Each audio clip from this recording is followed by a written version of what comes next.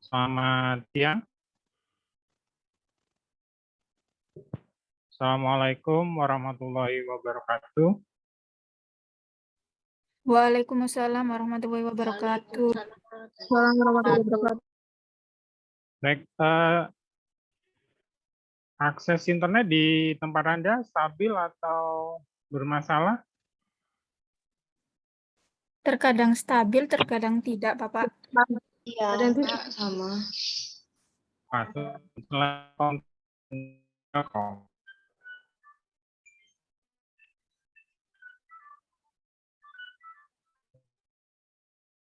Oke. Ya, jadi sejak semalam akses internet di tempat saya agak trouble ya. Jadi kalau misalkan nanti sewaktu-waktu live, tolong dilanjutkan ya. Nggih, Bapak. Sambil menunggu Prof. Nardi dan beberapa yang belum masuk. Oke, kelompok berapa sekarang? Kelompok 4, Bapak. Kelompok 4. Ya, sudah siap kelompok penyaji? Sudah. Oke. Suara saya terdengar jelas ya? Iya, terdengar jelas, Bapak. Baik. Ya, silakan mulai share screen. Kita mulai nanti kalau Prof. Nardi sudah masuk ya.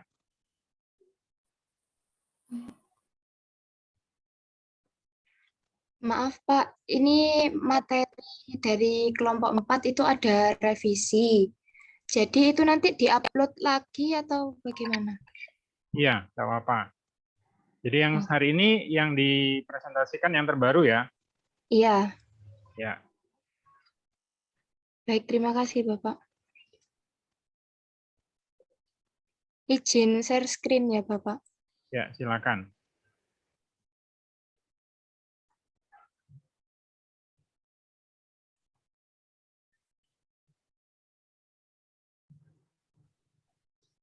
Apa sudah terlihat? Iya, sudah.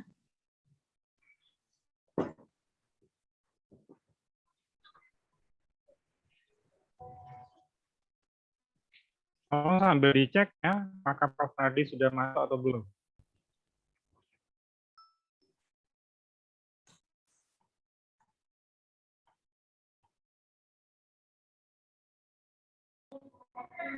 Belum, Bapak. Oke, belum. Oke, sambil saya hubungi ya, silakan dimulai. Baik, sudah terdengar suara saya. Iya, sudah. Baik, Assalamualaikum warahmatullahi wabarakatuh. Waalaikumsalam warahmatullahi wabarakatuh. Selamat siang, Bapak Edi Wiharjo. Kami dari kelompok 4 akan mempresentasikan tentang teori Gestalt dan DNS. Sebelum itu, perkenalkan saya Nadifa Ika Priyanti dengan NIM 21021010104 dan teman saya. Saya Bima Ika Widya Putra dengan NIM 21010101024. Saya Siti Oliva Hidayat dengan NIM 2102101010117. Dengan saya Fatima Leila dan Lutfia dengan NIM 2102101011018.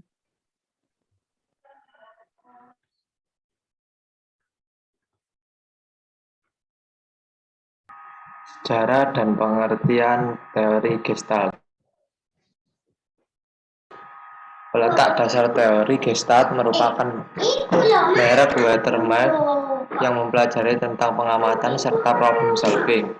Sumbangannya diiringi oleh Kurt Kova yang menguraikan secara terperinci tentang hukum-hukum pengamatan.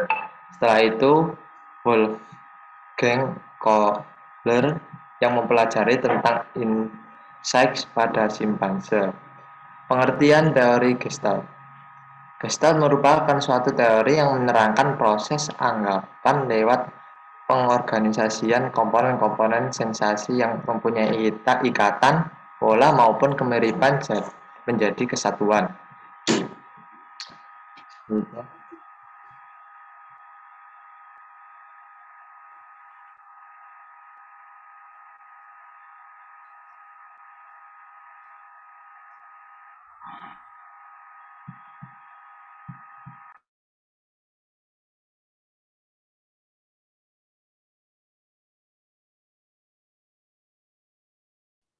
Sebentar, masih macet.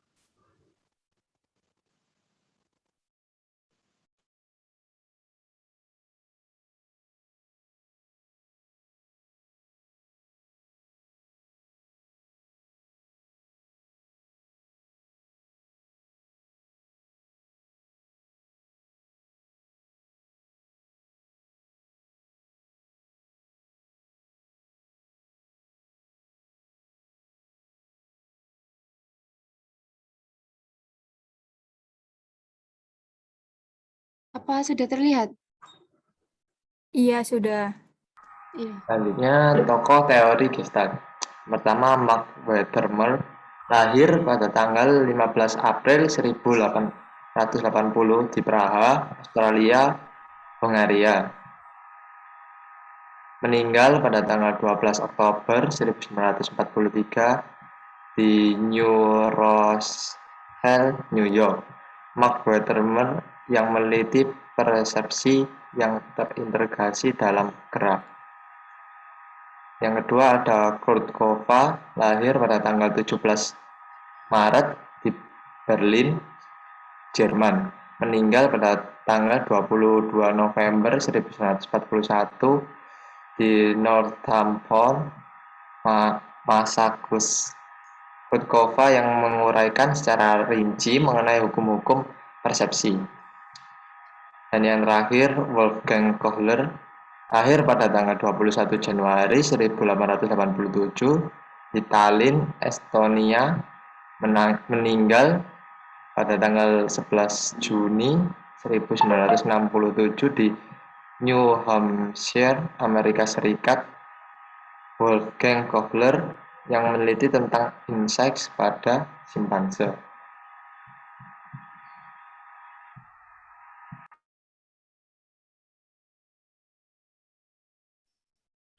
Selanjutnya, aplikasi teori Gestalt. Yang pertama, pengalaman tilikan atau insight.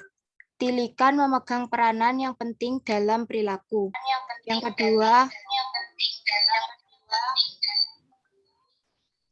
kedua, pembelajaran yang bermakna atau meaningful learning. Kebermaknaan unsur-unsur yang terkait akan menunjang pembentukan tilikan dalam proses pembelajaran. Ketiga, perilaku bertujuan atau purposive behavior. Perilaku terarah pada tujuan. Keempat, prinsip ruang hidup atau life space. Perilaku individu memiliki keterkaitan dengan lingkungan di mana ia berada. Dan yang terakhir, transfer dalam belajar. Pemindahan pola-pola perilaku dalam situasi pembelajaran tertentu ke situasi lain. Teori belajar Gestalt secara umum sangat berpengaruh dalam metode membaca dan menulis.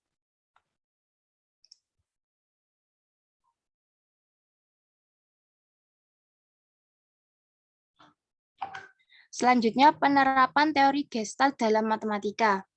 Dimisalkan seorang guru meminta siswanya untuk menentukan jumlah n suku bilangan asli yang pertama, yaitu 1 ditambah 2 ditambah 3 ditambah titik-titik ditambah n.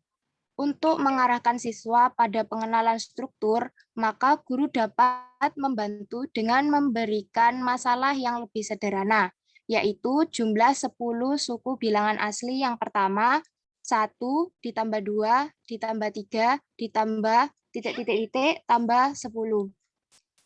Dengan demikian diharapkan siswa dengan mudah dapat melihat strukturnya, yaitu 10 ditambah 1 sama dengan 9 ditambah 2 sama dengan 8 tambah 3 sama dengan 7 tambah 4 sama dengan 5 tambah 6.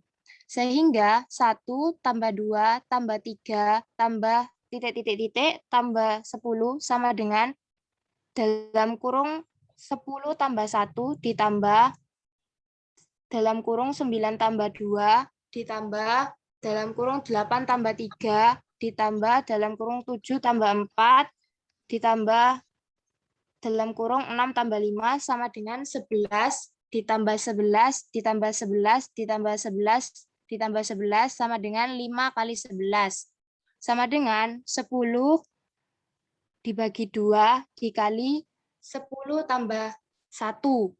Akhirnya, siswa akan menemukan bahwa 1 tambah 2 tambah 3 tambah titik-titik-titik tambah N sama dengan dalam kurung N tambah 1 ditambah N kurang 1 tambah 2 ditambah N kurang 2 tambah 3 ditambah titik-titik-titik tambah dalam kurung N min N plus 1 tambah N sama dengan N dalam kurung N tambah 1.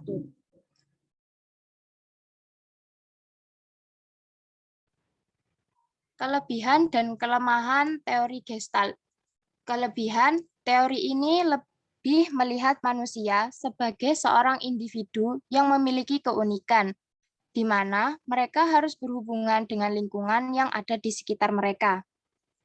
Yang kedua, mendapatkan insight, artinya dimengertinya persoalan, dimengertinya hubungan tertentu antara berbagai unsur dalam situasi tertentu.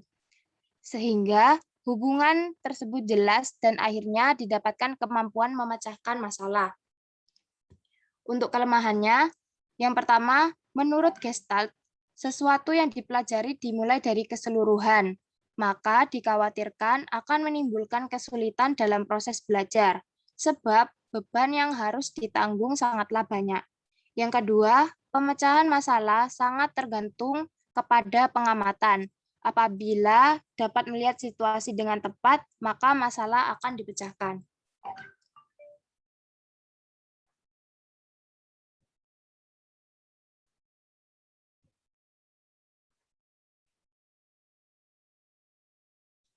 Selanjutnya akan dijelaskan oleh teman saya.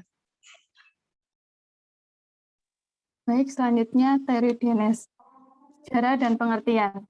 Sejarah teori Denes yaitu Sultan Paul Denes atau Denes lahir di Budapest, Hungaria tanggal 11 September 1916 dan meninggal pada tahun 2014. Denes memulai pendidikannya di Darlington Hall School, Inggris dan lulus pada tahun 1934. Gelar bachelor didapatkan dari University of London pada tahun 1937. Sedangkan gelar PhD didapatkan di universitas yang sama pada tahun 1939. Pada tahun 1978 sampai dengan 1980, Denes menjadi konsultan matematika di Italia, Jerman, Hungaria, New Guinea, dan Amerika. Dan selanjutnya pengertian. Zoltan P. Denes adalah seorang matematika yang memusatkan perhatiannya pada cara-cara pengajaran terhadap anak-anak.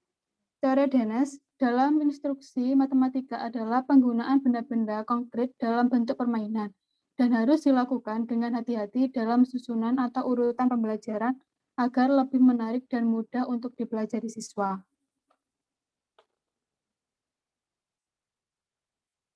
Selanjutnya,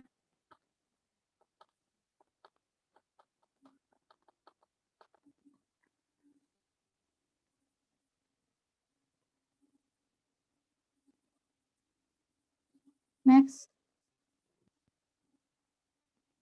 Ini udah. Sudah.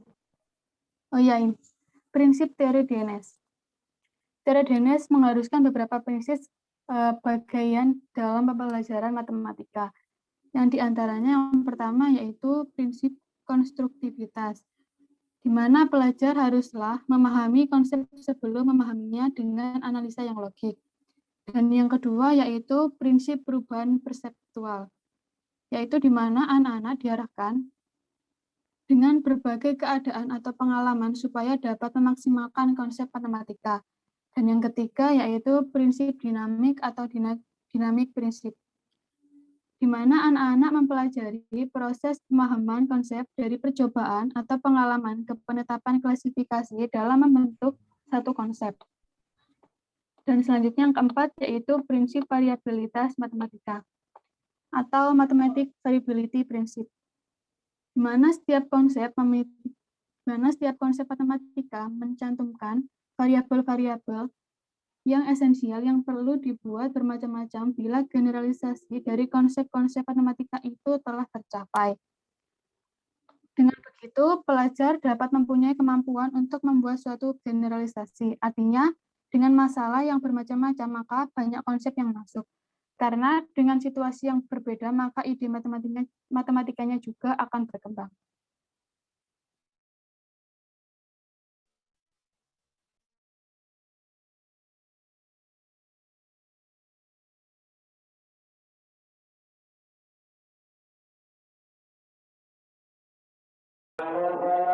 Yang selanjutnya, konsep matematika menurut teori belajar Dines. Yang pertama itu permainan bebas atau free play. Permainan bebas merupakan tahap belajar konsep yang keaktifannya tidak struktur dan tidak diarahkan. Anak didik diberi kebebasan untuk mengatur benda. Selain permainan pengetahuan anak muncul. Dalam tahap ini, anak mulai membentuk struktur mental dan struktur sikap dalam mempersiapkan diri untuk memahami konsep yang sedang dipelajari. Yang selanjutnya itu permainan yang menggunakan aturan game. Tahap ini merupakan tahap belajar konsep setelah di dalam periode tertentu permainan bebas yang telah terlaksana. Dengan demikian, dalam permainan yang disertai aturan, siswa sudah mulai meneliti pola-pola dan keteraturan yang terdapat dalam konsep tertentu. Anak yang telah memahami aturan-aturan tadi jelaslah dengan melalui permainan, siswa diajak untuk mulai mengenal dan memikirkan bagaimana struktur matematika itu. Makin banyak bentuk-bentuk yang berlainan yang diberikan dalam konsep tertentu, akan semakin jelas konsep yang dipahami siswa. Karena akan memperoleh hal-hal yang bersifat logis dan matematis dalam konsep yang dipelajari. Menurut Dennis, untuk membuat konsep abstrak, anak didik memerlukan suatu kegiatan untuk mengumpulkan bermacam-macam pengalaman dan kegiatan untuk tidak relevan dengan pengalaman itu. Selanjutnya, kesamaan itu atau searching for commonalities. Dalam mencari kesamaan sifat,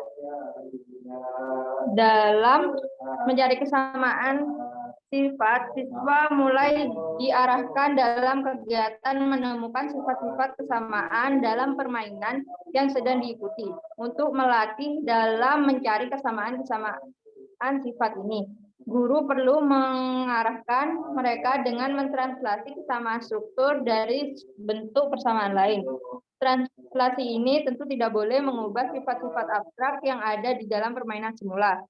Yang selanjutnya, permainan representasi atau representation. Representation adalah tahap pengambilan sifat dari beberapa situasi yang sejenis. Para siswa menentukan representasi dari konsep-konsep tertentu. Setelah mereka berhasil menyimpulkan kesamaan sifat yang terdapat dalam situasi-situasi yang dihadapinya itu, representasi yang diperoleh itu bersifat abstrak yang mengarah pada pengertian struktur matematika yang sifatnya abstrak yang terdapat dalam konsep yang sedang dipelajari. Yang selanjutnya yaitu permainan dengan simbolisasi atau symbolization, yaitu tahap belajar konsep yang membutuhkan kemampuan merumuskan representasi dari setiap konsep-konsep dengan menggunakan simbol matematika atau melalui perumusan verbal.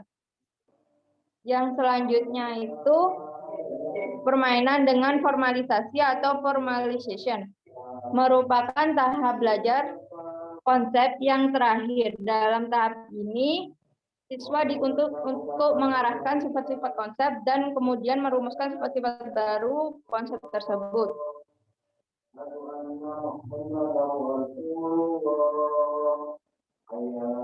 Selanjutnya,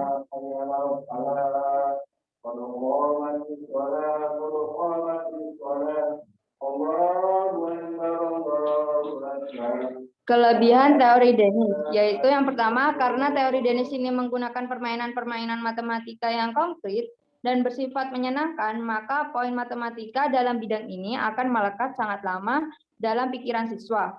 Yang kedua, konsep yang lebih baik dipahami dapat lebih mengakar karena siswa membuktikannya sendiri. Yang ketiga, penerapan teori ini membantu siswa memahami materi dengan konsep dasar yang tepat dan sangat baik. Yang keempat, dominasi guru berkurang dan siswa lebih aktif. Yang kelima, dengan banyaknya contoh, dengan melakukan permainan, siswa dapat menerapkan ke dalam situasi yang lain. Selanjutnya,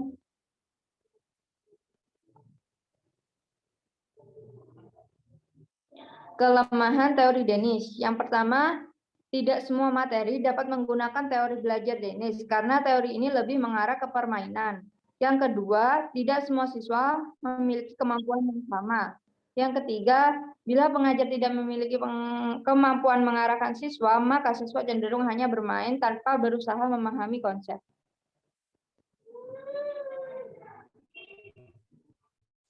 Sekian presentasi dari kami. Apa ada pertanyaan?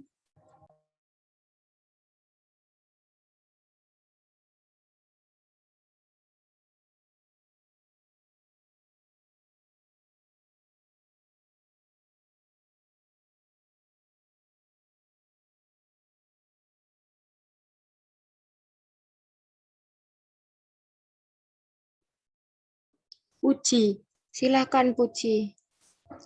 Baik, terima kasih. Bisa diperlihatkan slide tentang konsep-konsep itu?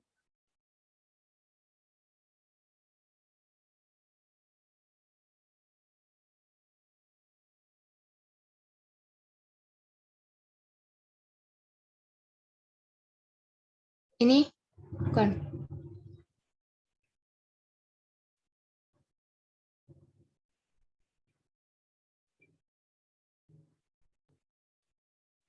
Ini.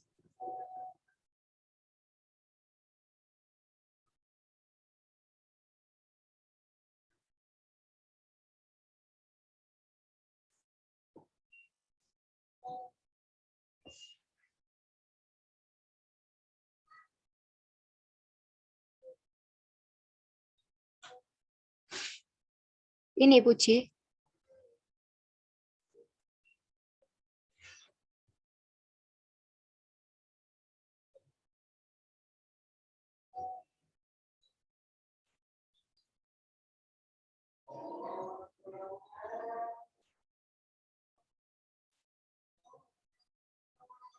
Maaf, mic-nya masih off.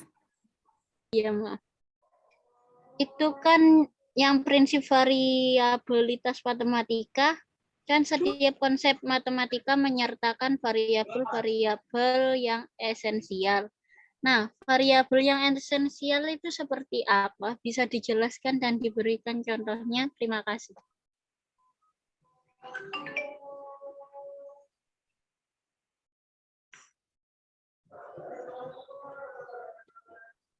Baik, terima kasih atas pertanyaannya, Puji. Izin menjawab ya, Puji. Menurut saya maksud dari variabel esensial itu di mana setiap konsep matematika memiliki variasi atau macam-macam nilai yang mendasar dari konsep matematika tersebut. Contohnya, dalam konsep matematika itu ada salah satu permainan simbolis, di mana jika luas persegi itu kan sisi kali sisi, dapat dituliskan dapat digantikan kayak sisinya itu sebagai X, dimisalkan sebagai sisi itu sebagai X, maka luas persegi itu X kali X atau X kuadrat, dan seperti itu. Apa bisa dipahami? Oh, baik, jadi itu seperti apa? Diganti ke variabel begitu ya? Iya. Oh, baik, bisa dipahami. Terima kasih. Terima kasih kembali.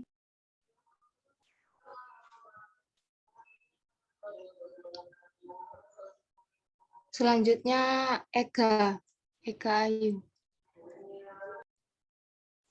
Baik, izin bertanya, minta tolong ditampilkan kelemahan dari teori Gestalt.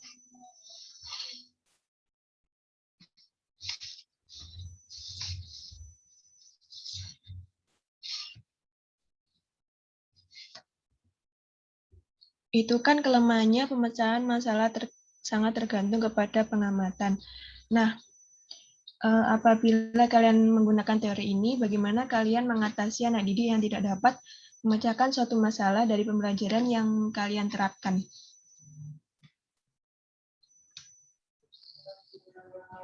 Baik, akan saya jawab. Yang pertama, kita harus memberikan arahan, terus juga dibimbing. Yang dibimbingnya itu emang harus pelan-pelan gitu, karena memang mengingatkan tidak semua siswa memiliki tingkat pemahaman yang sama gitu. Jadi memang harus pelan-pelan gitu. Dan kita juga harus aktif tanya ke siswa gitu. Gimana, udah bisa atau belum, udah paham atau belum, seperti itu. Jadi sebagai pendidik kita harus mengajar dengan kayak pelan-pelan gitu biar siswanya lebih paham gitu ya. Iya. Sama satu lagi, mungkin ada beberapa siswa yang ini mengenai teori Diniz ya. Mungkin ada beberapa siswa yang nggak suka diajak bermain pada saat belajar. Nah, sehingga dia tidak tertarik dengan permainan yang menarik pada teori Diniz. Lalu apa solusi kalian menghadapi siswa seperti itu?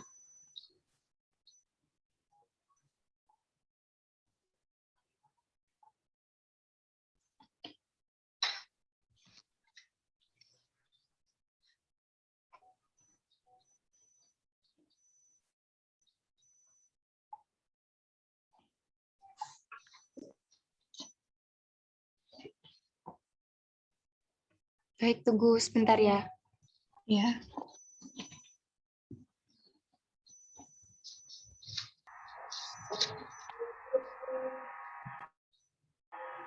Saya akan menjawab.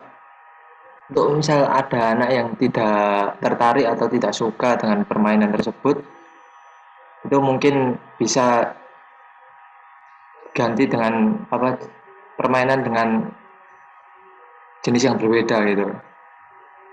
Kalau misal kadang kan misal satu kelas ada yang tidak suka dengan permainan ini kan, nggak semua. Kalau misal anaknya cuma beberapa atau satu atau dua, mungkin lebih diprioritaskan yang lebih banyak. Nah, mungkin lain waktu kita bisa menggunakan jenis permainan yang berbeda seperti itu. Baik, jawaban bisa diterima. Terima kasih.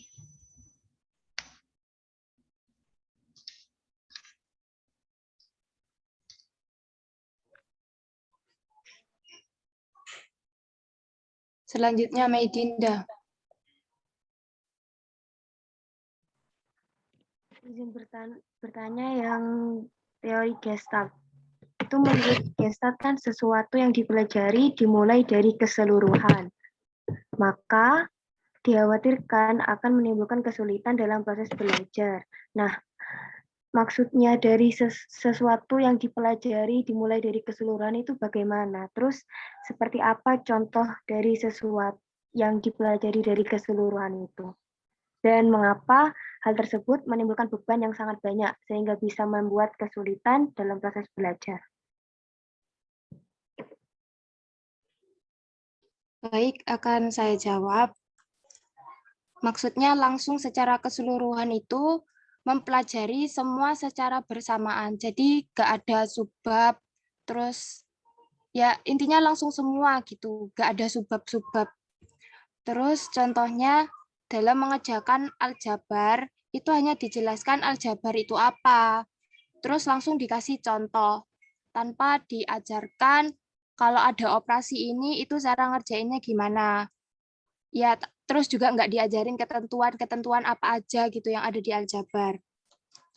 Nah, kalau kayak gitu kan udah pasti gitu, siswa pasti kayak kebingungan gitu, ngerasa berat juga kalau belajar tanpa tahu full materinya.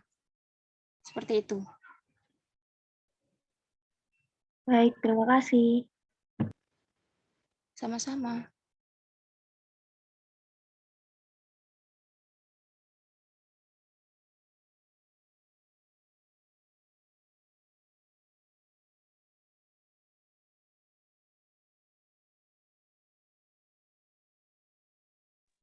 Selanjutnya Kristi Puri.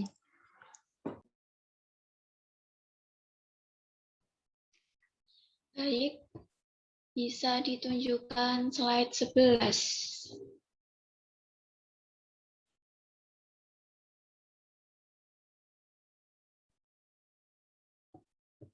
Nah, itu kan pada prinsip perubahan perseptual. Dijelaskan bahwa anak-anak diarahkan untuk dapat memaksimalkan konsep matematika. Nah, pertanyaannya, bagaimana sih caranya untuk memaksimalkan konsep matematika ini kepada anak dengan berbagai keadaan atau yang ada gitu? Bisa dipahami? Baik, bisa dipahami. Terima kasih atas pertanyaannya. Izin menjawab. Menurut saya, dengan diberikan pemahaman konsep secara bertahap dan berurutan secara memberi kayak contoh-contoh sederhana dan menerapkan teori pada Dennis itu dalam benda-benda yang konkret gitu, kayak permainan ini. Jadi agar siswa itu bisa lebih memahami dan harus dilakukan dengan kayak hati-hati gitu supaya anak itu lebih nangkap atau lebih memahami suatu materi yang dibahas dan dipelajari. Seperti itu. Apa bisa dipahami? Oh, jadi kita bisa memaksimalkan konsep matematika ini dengan adanya permainan ya. Terusan harus diberi secara berurutan agar bisa dipahami satu persatu gitu ya. Iya, seperti Ya, itu. baik. Terima kasih atas jawabannya. Terima kasih kembali.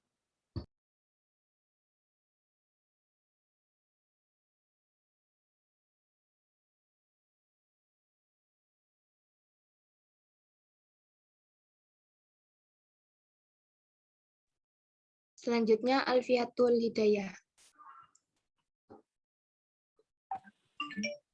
Baik, terima kasih. Saya mohon izin bertanya mengenai aplikasi teori Gestalt. Bisa ditunjukkan slide-nya? Iya. Baik, di situ kan salah satunya adalah transfer dalam belajar, sebagaimana yang telah dijelaskan oleh kelompok penyaji. Pertanyaan saya itu, mengapa teori belajar Gestalt dapat sangat berpengaruh dalam metode membaca dan menulis? Mohon dicontohkan dengan menggunakan aplikasi transfer dalam belajar ini, terutama dalam bidang ilmu matematika. Terima kasih. Baik, akan saya jawab. Jadi langsung contoh aja ya. Di matematika kan ada soal cerita. Nah, itu diperlukan pemahaman. Saat siswa itu mulai membaca soal, secara tidak langsung kan pasti kita juga disuruh untuk menulis kalimat matematikanya kan.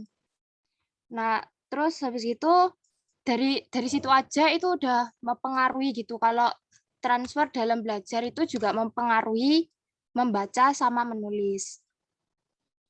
Terus juga kita kalau misal membuat makalah tentang sudut contohnya, kan kita awalnya membaca dulu, terus habis itu kita tulis sesuai dengan pemahaman kita sendiri, seperti itu. Oh gitu, baik. Penjelasan dapat dipahami, terima kasih. Sama-sama.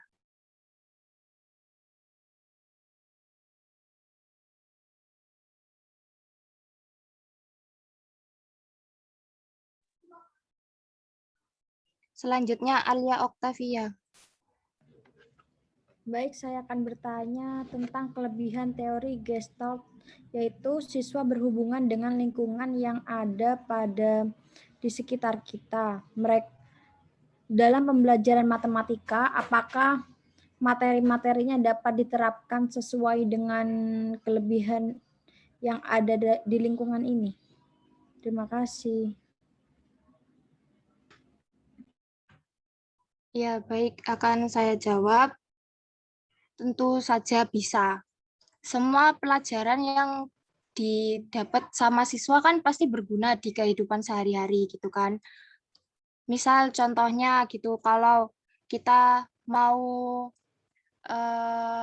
mengukur luas taman yang berbentuk persegi, kan itu kan juga dibutuhkan gitu, ada kaitannya juga sama lingkungan, seperti itu. Jadi pasti ada hubungannya. Bagaimana, Alia? Terima kasih. Ya, sama-sama.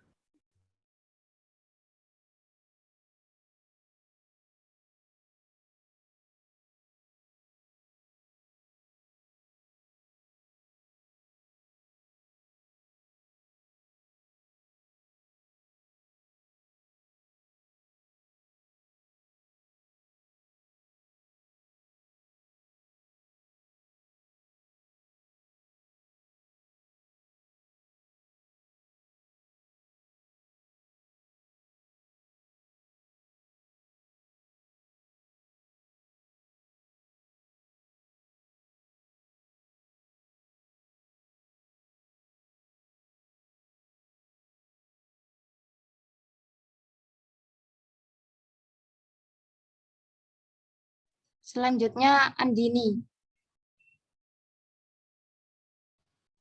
Baik, terima kasih. Bisa tolong ditampilkan untuk slide yang konsep teori Diogenes.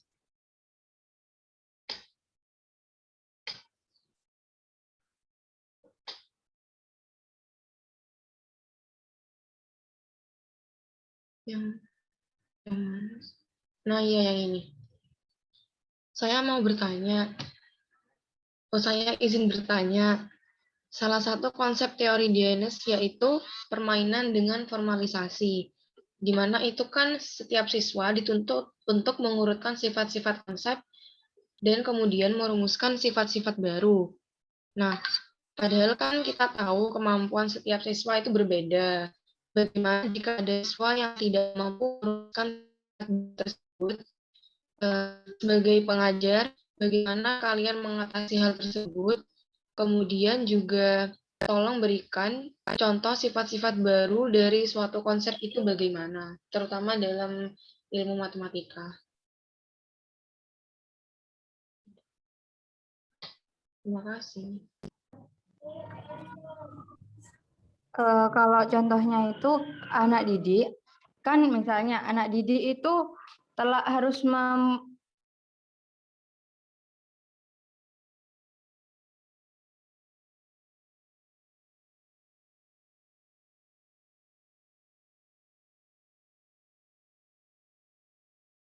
teorema berdasarkan aksioma itu. Jadi kan artinya membuktikan teorema tersebut. Maksudnya sifat-sifat baru. Yang awal itu pertanyaannya itu seperti apa? Yang awal itu bagaimana kalian sebagai pengajar mengatasi jika ada siswa yang tidak mampu merumuskan sifat-sifat baru tersebut. Kan soalnya di situ siswa dituntut untuk mengurutkan sifat-sifat konsep dan merumuskan sifat-sifat baru. Ya, dengan cara yang lebih mengajarnya lebih, misalnya satu anak yang nggak paham. Jadi kita itu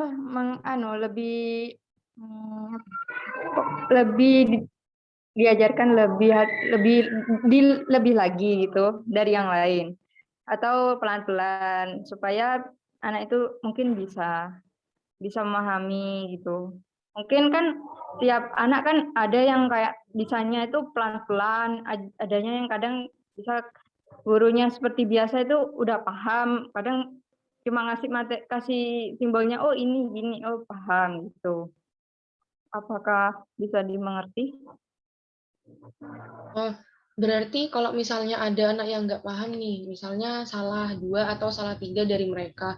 Nah, mereka nggak mau, maksudnya nggak mau kayak tanya ke dosen atau gurunya gitu. Bagaimana cara kalian mengetahuinya? Apakah jika misalnya nih ada satu yang nggak paham, yang benar-benar nggak paham daripada yang lainnya, apakah kalian mengajar anak itu secara pribadi atau secara seperti pertemuan Zoom saat terjadinya kelas itu? Diberikan waktu gitu, boleh mengecek, misalnya boleh PC ke dosennya itu di waktu kapan gitu. Lebih dikasihkan apa ya? Kasih waktu gitu sama dosennya itu. Boleh tanya kapan aja, tapi kalau bisa dari waktu segini sampai segini gitu.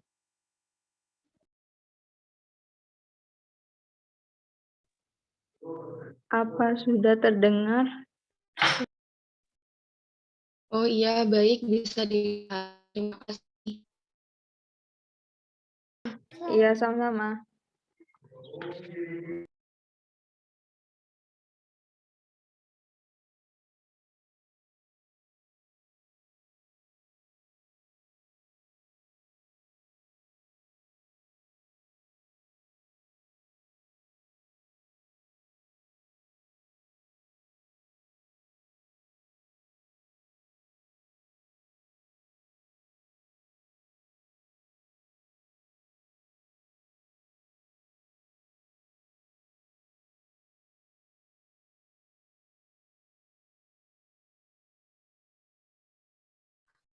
Selanjutnya Yulia Julaika.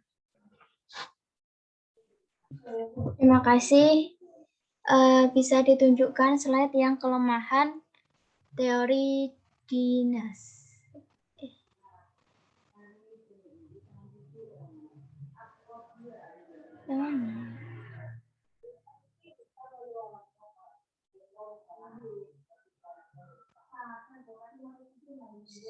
Bukan yang ini, agak ke bawah kayaknya. Yang bawah. Ini udah Ya, paling ini. bawah. Ini benar. Ya. Itu yang kelemahan. Itu kan bila pengajar tidak memiliki kemampuan mengarahkan siswa, maka siswa cenderung hanya bermain tanpa berusaha memahami konsep. Nah, bukankah sebagai pengajar itu sudah seharusnya untuk memiliki kemampuan untuk mengarahkan siswa ya? Kenapa kok di sini kok bila pengajar tidak memiliki, begitu maksudnya? Gimana? Mau menjawab. Itu kan ya, karena pengajar harus memiliki kemampuan mengarahkan siswa dan juga harus bisa membuat siswa itu paham, bukan hanya mengarahkan saja. Dan harus lebih kreatif dalam menyampaikan materi dalam bentuk permainan agar mudah dipahami oleh siswa itu. Apa bisa dipahami?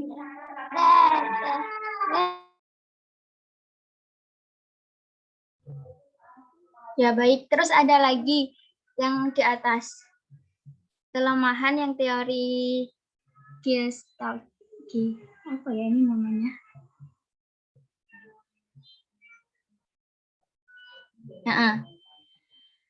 Nah, ini tuh kan kelemahannya yang poin merah itu kan menurut Gestalt sesuatu yang dipelajari dimulai dari keseluruhan, maka dikhawatirkan akan menimbulkan kesulitan dalam proses belajar dan menyebabkan beban yang harus ditanggung sangat banyak. Nah, bukankah saat mempelajari sesuatu kita itu harus memulai dari keseluruhan, itu mulai dari awal gitu loh, nggak usul-usul kayak matematika, nggak usul-usul rumusnya kayak gini, pasti kan ada langkah-langkah sebelumnya gitu. Kenapa di dalam teori ini itu disebut kelemahan? Bukankah hal itu akan lebih memahami kita untuk mempelajari suatu mapel gitu?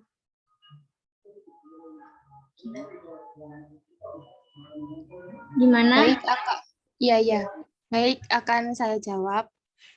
Maksud dimulai dari keseluruhan ini tadi sudah dijelaskan kalau secara keseluruhan itu maksudnya langsung semua materi gitu loh, tanpa dibagi subbab.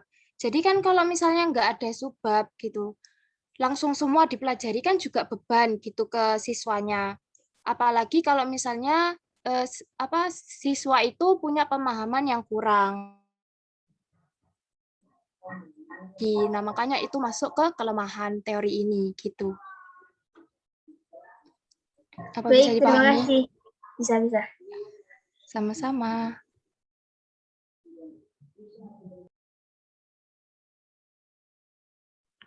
Selanjutnya Afni.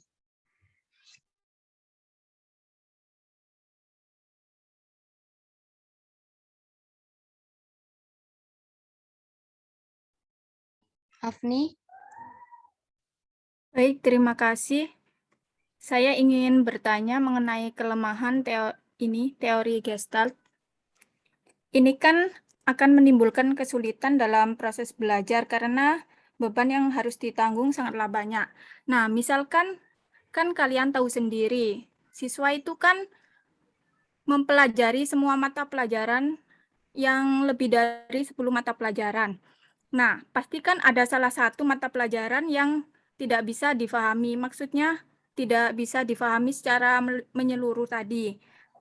Nah, bagaimana solusi kalian agar siswa tersebut bisa mempelajari semua mata pelajaran tersebut yang lebih dari 10 tadi dan siswa tersebut tidak memiliki kesulitan dalam proses belajar? Apakah bisa difahami? Ya, bisa. Baik, terima kasih. Baik, akan saya jawab. Solusinya yang pertama mungkin dari penjabaran materinya itu harus pelan-pelan dan juga per subbabnya itu harus jelas.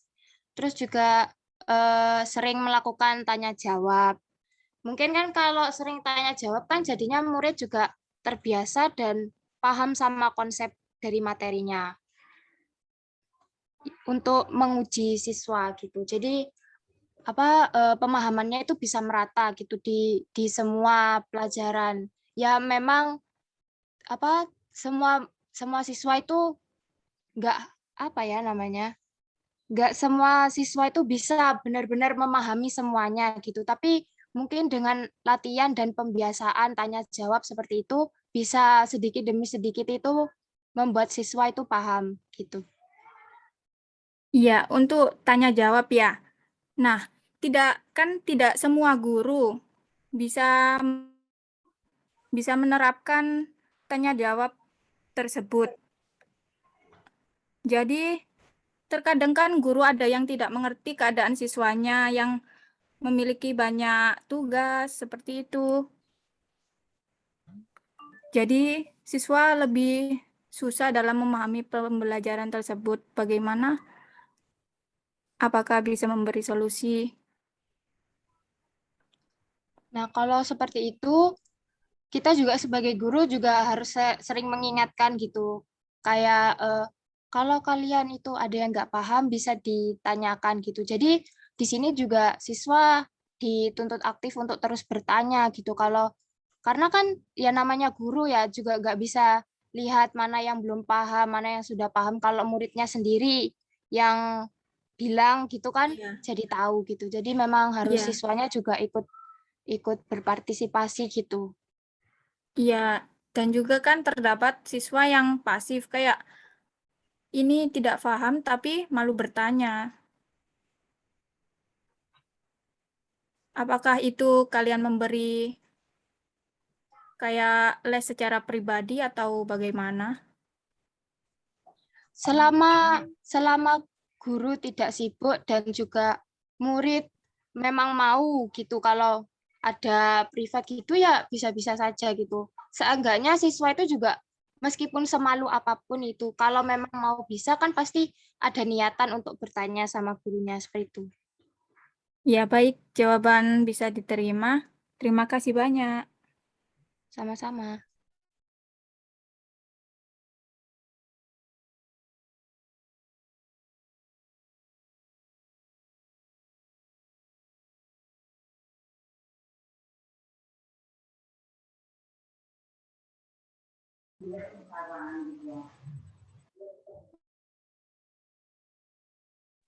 Selanjutnya Zieva Fitria.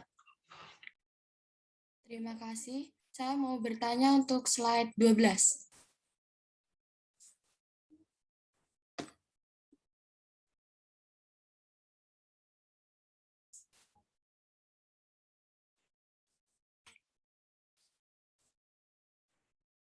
Nah, itu kan salah satu konsep teori Diniz ada permainan bebas ya, di mana permainan bebas itu merupakan tahap belajar konsep yang aktivitasnya tidak berstruktur dan tidak diarahkan.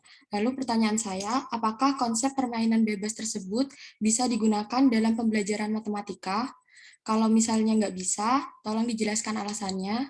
Kalau misalnya bisa, bagaimana cara kalian sebagai calon pengajar agar siswanya dapat menerima dan memahami pembelajaran matematika tersebut dengan baik? Terima kasih. Izin saya menjawab ya. Apakah konsep permainan bebas tersebut bisa digunakan dalam pembelajaran matematika? Bisa. Yaitu buktinya itu ada di slide, coba buka slide 17.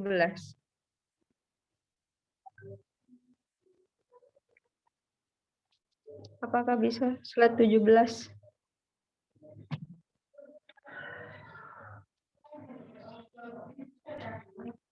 Udah, itu kan free play.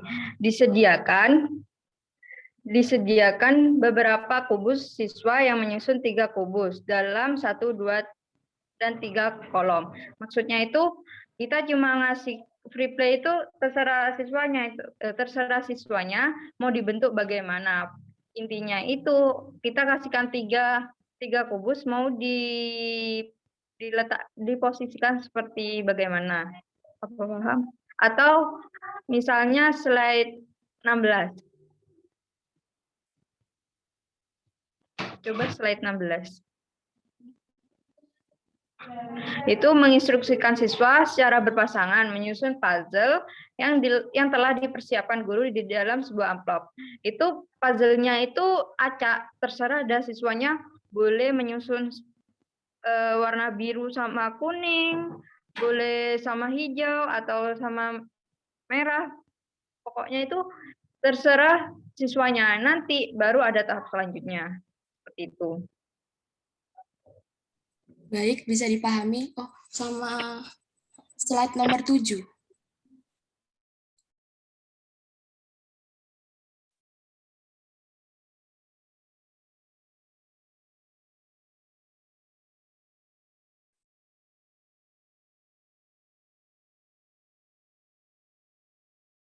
Nah, itu buat rumus akhirnya bukan N/2 kali N+1 ya?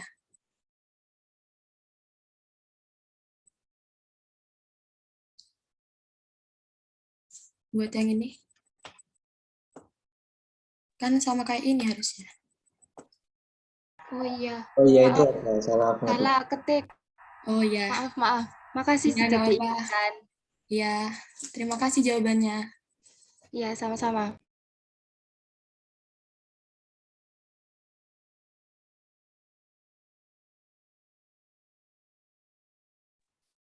Selanjutnya Aisyah Kamil.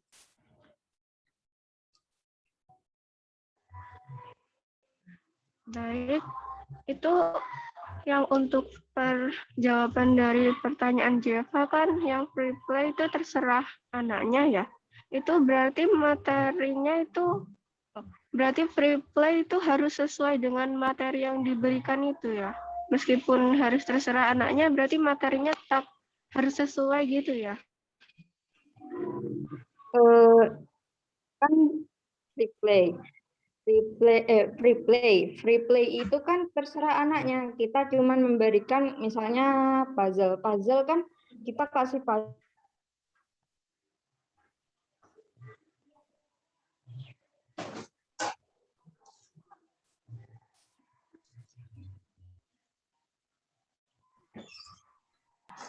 Sepertinya Fatima terpental, saya akan melanjutkan ya. Jadi permainan bebas atau free play itu maksudnya ya bebas tapi tidak keluar dari mata kuliah atau pelajaran yang sampaikan pada saat itu gitu.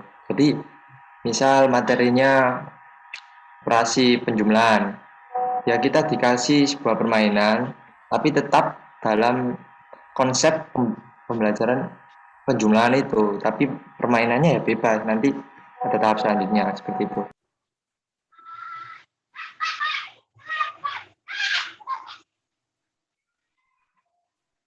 Bisa dipahami? Maksudnya itu kan intinya itu tujuannya untuk pecahan senilai kan. Jadi kita anaknya itu suruh terserah ada apa nyusunnya itu bagaimana.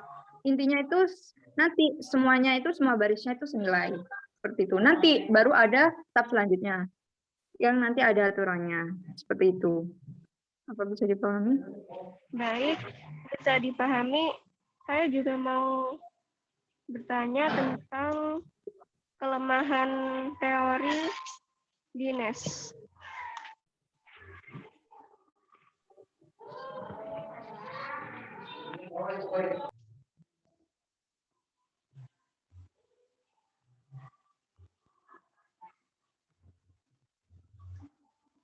Itu kan tidak semua materi dapat menggunakan teori belajar Dines karena teori ini lebih mengarah ke permainan.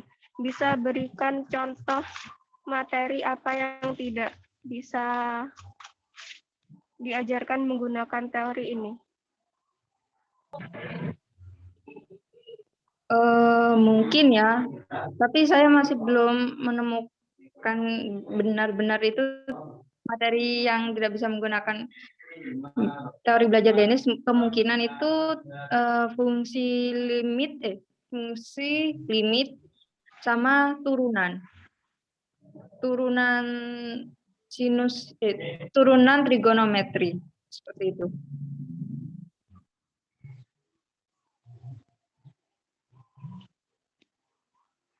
Berarti teori ini hanya bisa digunakan pada pelajaran matematika ya? Apa yang lain juga bisa? Tergantung sih, apakah bisa digunakan dengan cara permainan atau memakai alat peraga. Seperti itu. Baik, bisa dipahami. Terima kasih. Iya, sama-sama.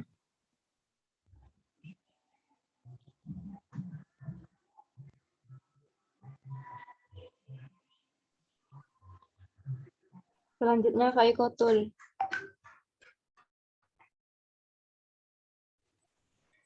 Iya, saya mau bertanya tentang teori Dines. Itu kan teori itu mengarah pada permainan ya. Nah, sedangkan permainan itu kan identik dengan anak-anak, disukai anak-anak. Nah, jadi apa teori Dines itu hanya efektif untuk siswa anak SD maupun atau SMP? Dan juga kalau kayak anak SMA atau mahasiswa itu efektif atau tidak ya? Efektif kalau anak SD efektif aja. Kalau anak SMP itu biasanya kan kalau konsepnya teori Dines itu kan ada 6. Biasanya itu ada penggabungan. Penggabungan itu pada konsep konsep permainan yang menggunakan aturan sama permainan kesamaan sifat itu digabung. Kalau SMA itu mungkin ada beberapa yang tidak ditampilkan. Misalnya formalization.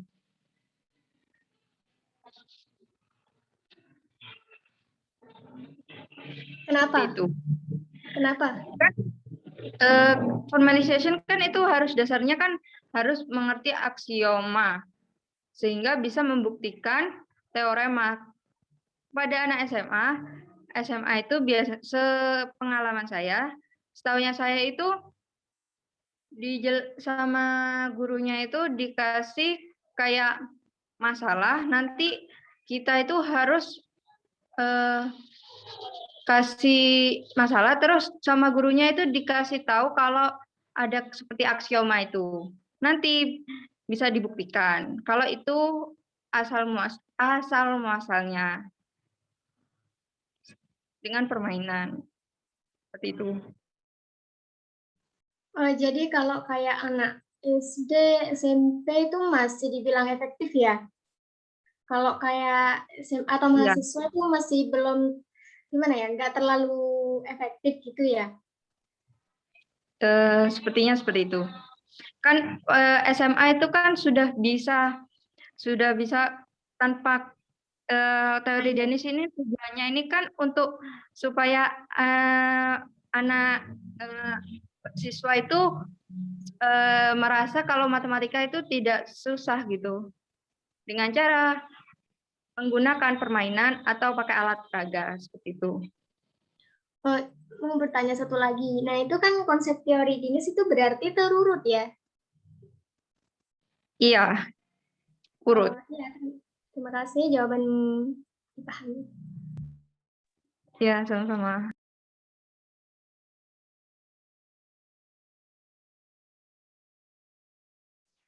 Aisyah Kamil, apa masih ada yang ingin ditanyakan?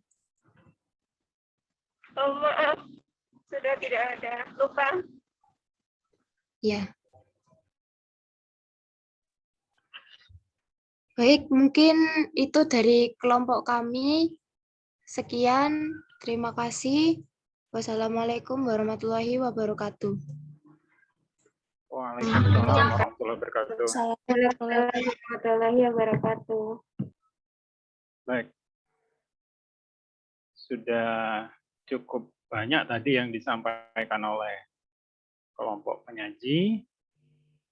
Untuk yang berikutnya, silakan diperbaiki lagi ya. Dipersiapkan seluruh jawaban atas pertanyaan dari teman-teman ya. Jadi saya menyadari karena ini adalah sebuah bagi Anda untuk melakukan penelitian, ya, maka ini pasti berguna nanti ketika akan mengajukan proposal. Untuk itu bagi persiapan pertanyaan-pertanyaan yang mungkin dan jawaban maksudnya pertanyaan-jawaban. Tolong di slide ke-7 tadi ya. Mohon maaf, Pak. Suaranya putus-putus. Tolong di-share ke-7.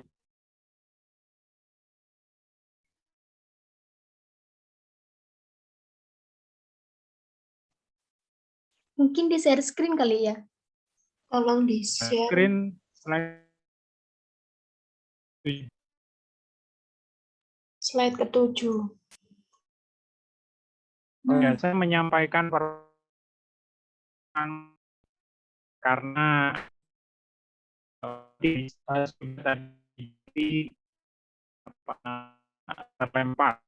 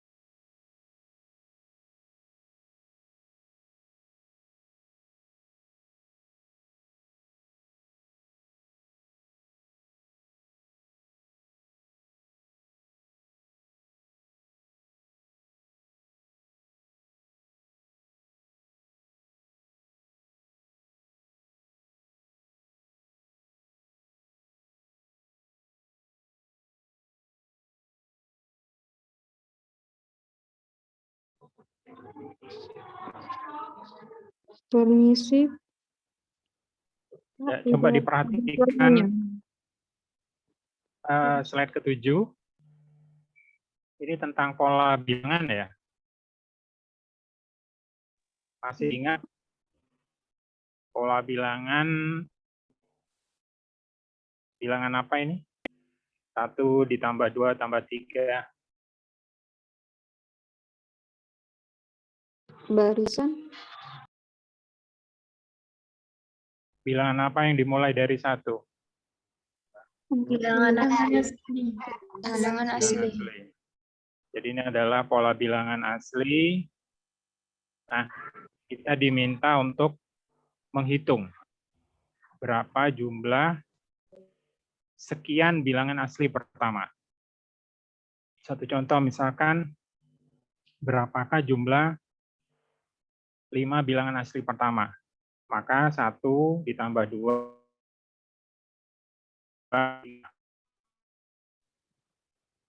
Ya. Nah, bagi Anda yang sudah mahasiswa ya, mungkin bisa langsung diarahkan untuk 1 ditambah 2 ditambah 3.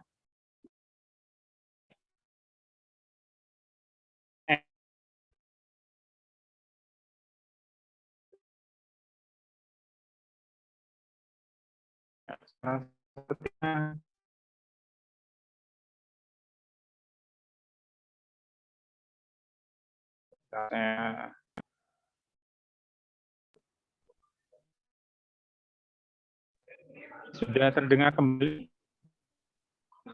Masih putus-putus. Masih belum, Pak. Putus-putus, Bapak. Putus-putus.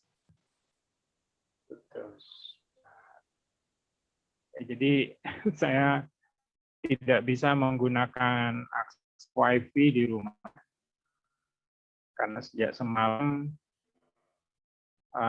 jaringan IndiHome, ya, Telkom dan Telkomsel trouble ya.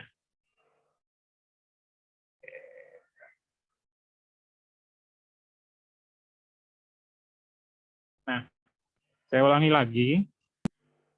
Jadi bagi Anda mungkin sudah bisa memahami kalau 1 ditambah 2 tambah 3 terus sampai N itu bilangan berapapun, mungkin 10, mungkin 100, itu kan sudah di dalam benak ya. Tapi anak kecil mungkin susah.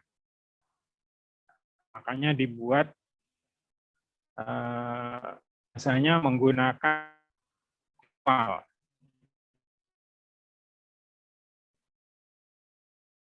Satu contoh, untuk yang bilangan asli pertama ini dikenal juga dengan bilangan segitiga. Satu contoh misalkan begini ya, saya buat warna merah. Nah, ini 1 segitiga. Kemudian saya rubah warna biru, maka jika di bawahnya ditambah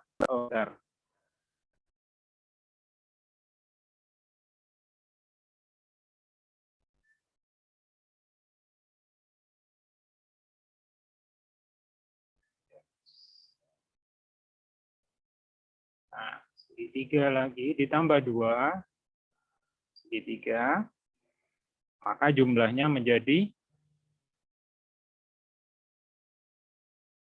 berapa? 3 ya. Jadi 1 ditambah 2, 3. Kemudian ditambah lagi bilangan yang ketiga. Nah, maka dia akan menjadi 1 tambah 2 tambah 3 sama dengan 6. Ya. Nah, yang disampaikan tadi oleh penyaji, siapa tadi? Ketika menjawab pertanyaan, apakah free play itu bebas sebebas bebasnya tidak ya. Tetapi permainan itu dipilih untuk mengarahkan pemahaman siswa. Jadi guru yang menentukan. Tetapi memang ketika awal tidak diarahkan. Paham maksudnya ya? Jadi yang namanya free play itu tidak free se-free-free-nya ya, tapi diarahkan menuju ke arah pembuktian. Ini adalah pola bilangan segitiga. Nah, kalau dituliskan, saya tulis di bawahnya, 1 ya, ditambah 2, ditambah 3. Nah, kemudian mungkin untuk level yang lebih tinggi, bisa diarahkan untuk membuktikan berapa tadi? 10 bilangan asli pertama. Ya. Banyak pembuktian, jadi Anda bisa melihat ada yang menggunakan pola ya, pola itu disusun ke bawah. Ya. Tapi ini salah satu yang bisa Anda gunakan ketika memberikan pemahaman tentang pola bilangan. Oke, saya susun bilangan 1, 2, 3, 4, kemudian 5. Nah, sekali lagi, ketika Anda membuktikan, tentu saja langkah-langkah yang Anda lakukan itu mengarah ke terbuktinya pembuktian, kan? Oke, satu contoh yang ini. Saya menyusunnya begini. Ada tambah ya. 4, 6, 7, 8, 9, ditambah 10. Kira-kira apa maksud saya menuliskannya secara seperti yang dimaksud ini? Nanti hasilnya 11. Atas sama bawah. Jika dijumlahkan hasilnya 11. Baik, jadi kalau ditambah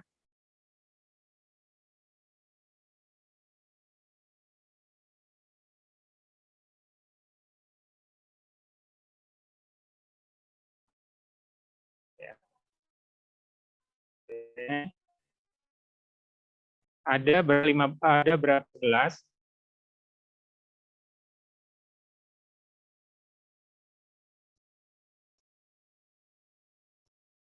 Ya, internet saya tidak stabil. Saya ulangi lagi, berapa 11? 5. 5.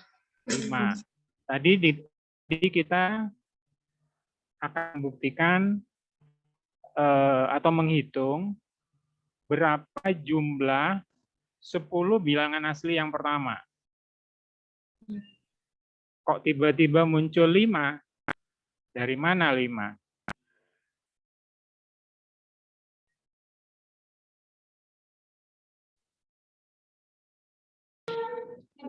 Dari kelompok yang ditambahkan itu.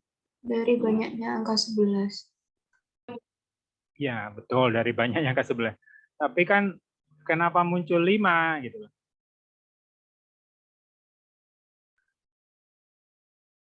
Atau sebentar, saya ini dulu ya. Jumlah bilangan yang saya susun dari atas kecil ke besar, kemudian dari besar ke kecil nih, jumlahnya sama, 11. Boleh nggak saya pilih salah satu saja untuk mewakili? Toh sama-sama 11. Boleh tidak? Boleh. Boleh. Maka kalau Anda diminta memilih salah satu dari 5 ini, Anda pilih yang mana? 1 tambah 10. Apa? 1 sama 10. Ya, mengapa? Karena muda akhir ditambah yang awal bilangan terbesar ditambah bilangan terkecil. Oke. Ada yang lain? dengan 5 sama 6. ayo jawabannya tidak.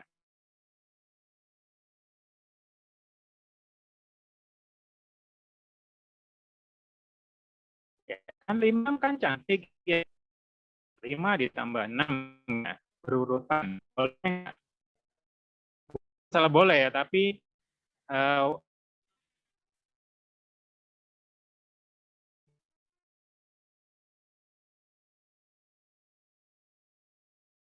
boleh ini ya. Tanda tanya. Ayo, pilih San. Boleh atau tidak?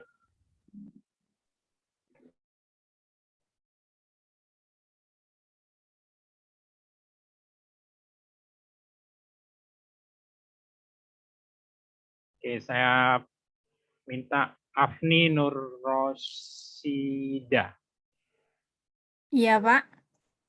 Boleh atau tidak?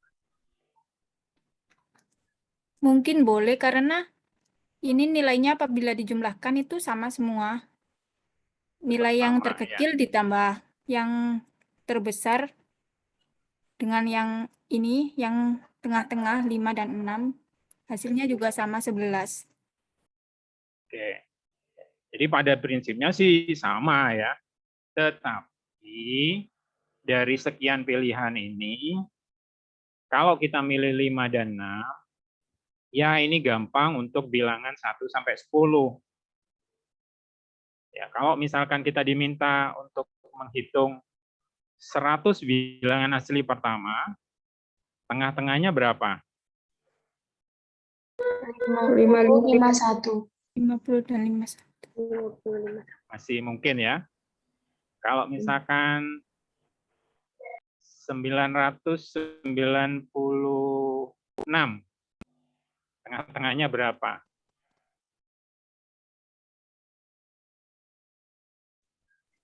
Masih mikir panjang ya? 98. Ya. 8 tambah 98.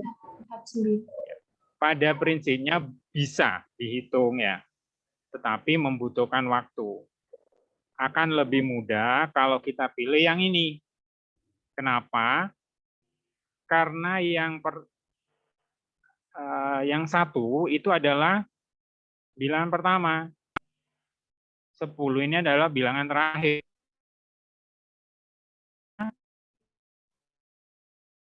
Bisa 1 ditambah 10.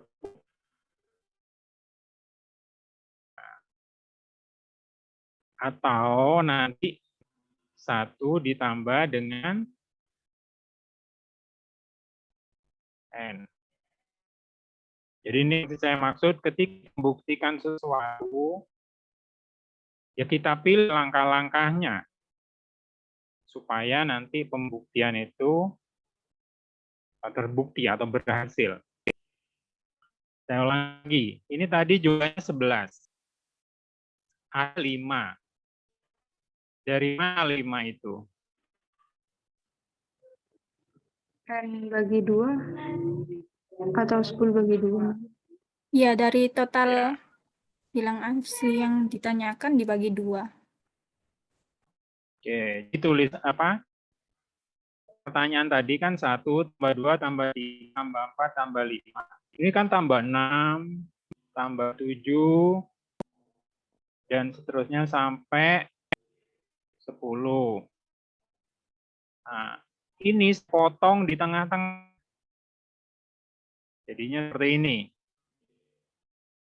Nah, itu tidak lain membagi keseluruhan ini menjadi 2 bagian. Ini sama saja dengan mengatakan 10 dibagi 2.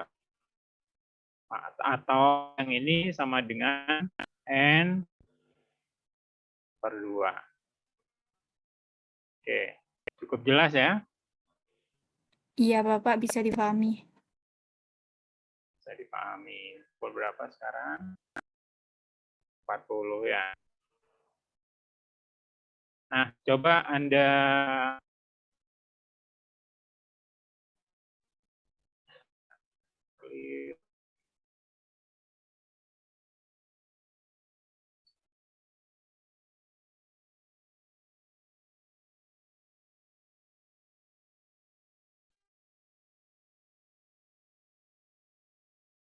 coba Anda arahkan sekarang ke pola bilangan persegi dan pola bilangan persegi panjang. Bisa Boleh dipahami kalau pola diulangi, bilangan Bapak? persegi? Oke. Suaranya tadi putus-putus. Ya. Oke. Saya ulangi. Sekarang hitung ya banyaknya bilangan dari pola bilangan persegi dan persegi panjang.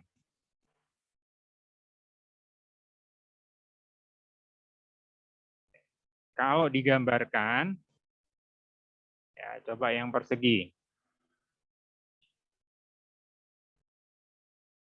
Ya, ini berapa? 1. Ditambah dengan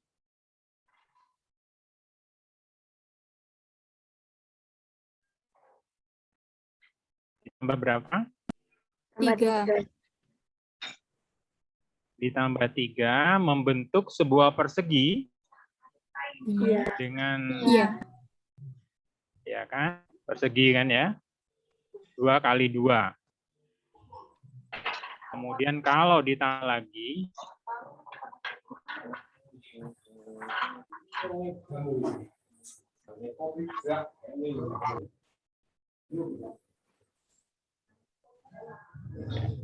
ditambah berapa? Ditambah 5. Ya.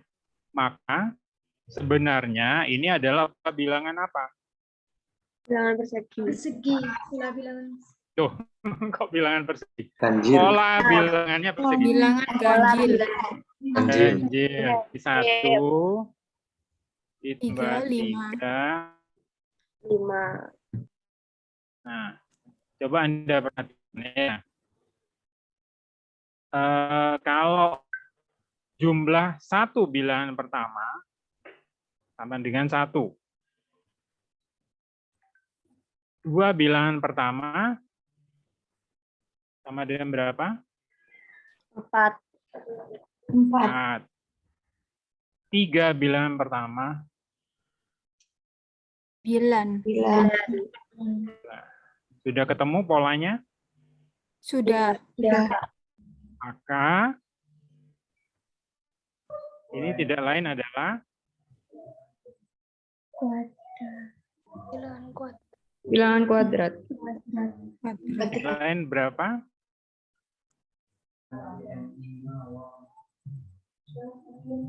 Bilangan kuadrat. Ya, tidak Mas. 1 ini sama dengan 1 kuadrat. 1 kuadrat. 1 kuadrat. 4 sama dengan 2 kuadrat. 9 sama dengan 3 kuadrat. sehingga kalau diteruskan n jumlah n bilangan ganjil pertama sama dengan kuadrat. n Kuadrat. Apakah ini sudah pasti berlaku untuk selalu semua bilangan pola bilangan persegi? Persegi. Iya, sudah pasti. Sudah pasti.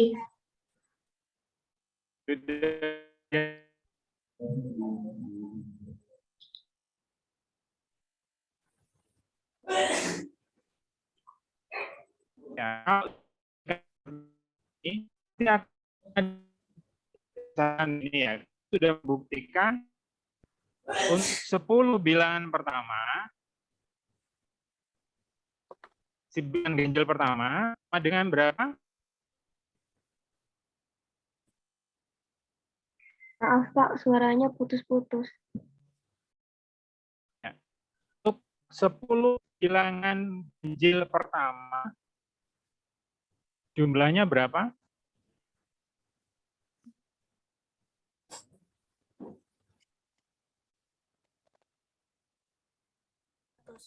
Tuh, ayo sudah.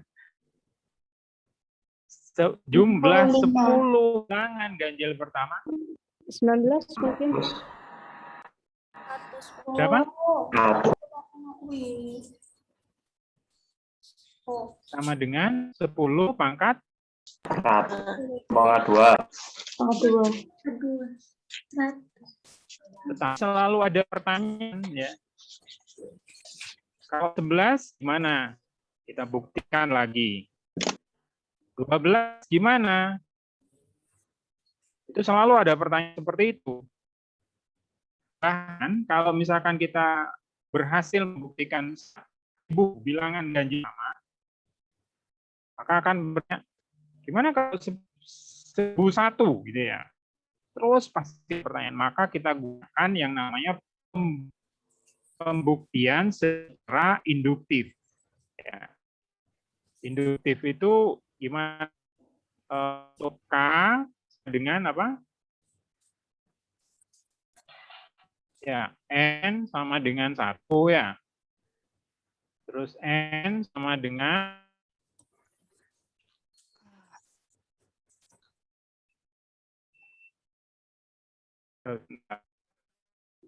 K,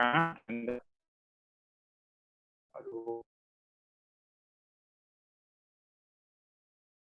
1 N sama dengan K.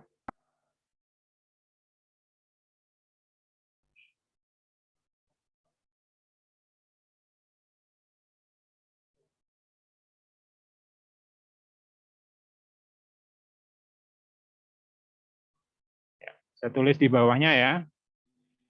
Jadi untuk N sama dengan 1, kemudian N sama dengan K, ya, dianggap berlaku, maka kita harus membuktikan untuk N sama dengan plus 1. Ini namanya pembuktian induktif. Di pelajari ini. Artinya, kalau itu sama dengan K, K-nya 1 juta, KK plus 1 ada 1 juta plus 1. Ya. Dan seterusnya. Jadi tidak ada pertanyaan lagi. Jadi tidak akan diragukan pembuktian itu. Ya, nanti kalau masih kecil itu kan berapa bilangan yang terbanyak? Bilangan sealam dunyo katanya. Jadi 1.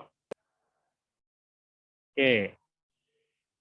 Sekarang coba buktikan untuk pola bilangan persegi panjang. Coba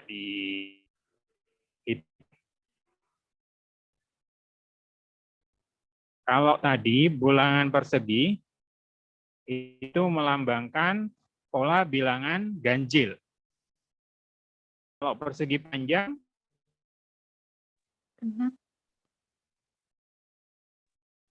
Genap. Genap. Bilangan? Genap. Genap. Bilangan genap. Tapi 4 tidak. Tapi 4 tidak. 2, 6, 26, 12, 12. 20, 12, 1 tambah 20, 4 tambah 6. 30. Mungkin N dikali N plus 1. N dikali N plus 1. Langsung ya? Iya, Anda sudah mahasiswa. Jadi kalau Anda jadikan ini pada siswa SMP, SMA ya, akan untuk secara setahap demi tahap ya. Jadi misalkan ini bilangan genap, jadi mulai dari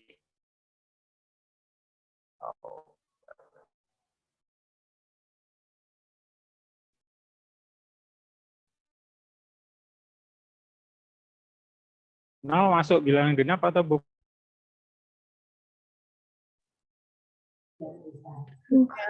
Bukan. Dicek lagi ya. Seharusnya ada 0. Atau saya langsung tuliskan untuk bilangan 2 tambah 4 ditambah 6 ditambah 8 dan seterusnya. Yang pertama saya gambarkan dengan seperti ini ya. Ini adalah sebuah persegi dengan panjang 2, lebarnya 1. Luasnya berapa? 2. Oke. Kemudian saya buatkan lagi 2 ditambah 4. 6. Jadi kalau saya warnanya bedakan, ya, ditambah lagi kotak. Ya, masih membentuk persegi panjang dengan panjang 3, lebarnya 2. Atau saya tuliskan di sini ya. Ini 2 kali 1. Ini 3 kali 2. Ya. Jadi 2 tambah 4 sama dengan 6 ya. Yang ketiga, saya gambarkan lagi.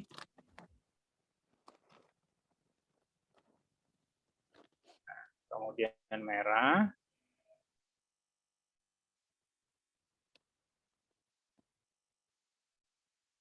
Oke, saya ganti warna lagi.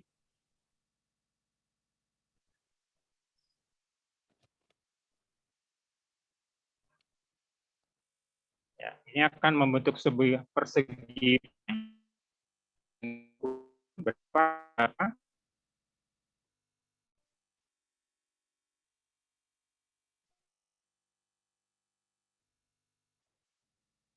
Ya, ukuran persegi panjangnya berapa kali berapa?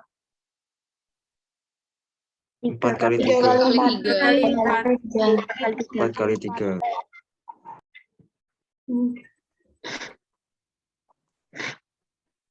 Nanti kan ke pembuktian bahwa jumlah ya, pola bilangan genap memenuhi seperti ini ya. Oke, baik. Kurang 7 menit ya. Oke, kita cukupkan untuk bahasan kita hari ini. Saya ulangi lagi untuk yang berikutnya. Ketika Anda menyajikan sebuah teori, coba perkaya dengan referensi-referensi yang lebih luas. Sehingga ketika Anda menjawab pertanyaan teman-teman, itu bisa memuaskan. Kalau yang tadi ya saya lihat, itu kan ketika ada pertanyaan, ini kan bentuknya permainan. Berarti hanya bisa di anak-anak SD dong, gitu ya, atau SMP. Kalau SMA dan perguruan tinggi nggak relevan, misalkan ya. Anda kan jawabnya menurut saya atau menurut kelompok kami, gitu ya. Nah, seharusnya Anda siapkan referensi tentang itu.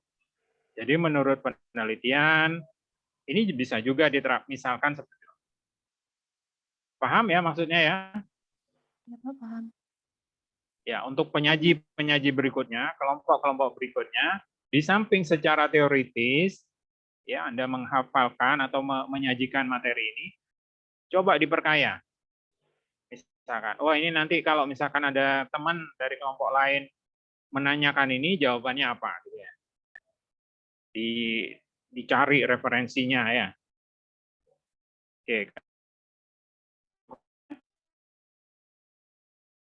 Hari ini Kita akan ketemu lagi di Senin depan ya. Mudah-mudahan jaringan internetnya sudah stabil kembali ya. Amin. Karena ternyata informasi yang diterima permasalahan itu ada di jaringan bawah laut. Jadi mudah-mudahan bisa segera tertangani sehingga bisa kuliah online secara normal kembali. Terima kasih banyak atas kehadirannya. Jangan lupa untuk mengisi daftar hadir presensi. Sampaikan juga ke teman-teman yang belum bisa masuk ke Zoom ya. Terima kasih banyak. Assalamualaikum warahmatullahi wabarakatuh. Waalaikumsalam warahmatullahi wabarakatuh. Terima kasih. Terima kasih, Pak. Terima kasih, Pak. Nah, itu ya.